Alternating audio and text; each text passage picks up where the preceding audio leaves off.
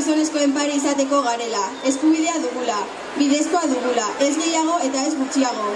Parekidetasuna eskubidea dugula, berezkoa dugula, eta ez dela ez oparia ez eskaintza bat. Neska eta mutil, gizon eta emakumeak guztiak parekoa garela gure ikastetxe eta herrian. Neska eta mutil, gizon eta emakumeak guztiak parekoa garela guztientzat. Hemendik, hala dela eta hala izango dela garbi utzi nahi dugu.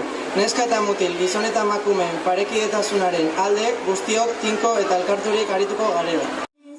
Emakumeei dagokiena, aspalditik zor zaienez, errespetua behar duguta, boterea harremanik ez.